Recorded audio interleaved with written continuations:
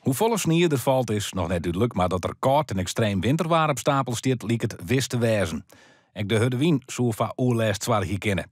Met 20 vrachtauto's en 20 trekkers op het dik wil de provincie de dieken zo volle als mogelijk skiën krijgen. Als het snijdt komen er ook nog sneeuwskouwers bij, maar door de jongensklok en het advies om thuis te blijven, kan het zout net goed inrieden worden. Ja, het gek is dat je uit je soort zijn werk wel laten willen, hij eigenlijk verkeer nodig. En ja, dat is er dus jongens net. Maar ja, we kunnen net zeggen, we strooien net, want ja, de hulpdiensten en de melkwijn, en er is altijd verkeer op het dik. Dat trok in mat. Dus je mat er sowieso zo lang mogelijk bezieken de dieken veilig bereikbaar te houden.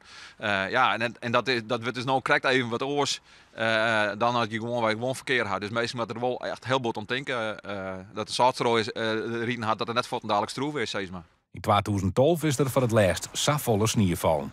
Ja, mijn persoonlijke herinnering is dat het toen ik botsnieën weer en dat er op een gegeven moment een plakken ik net meer kon ze meer voorhouden. Nou ja, maar het dat dit hier ook weer sageert, dat is natuurlijk van heel soort factoren afhankelijk.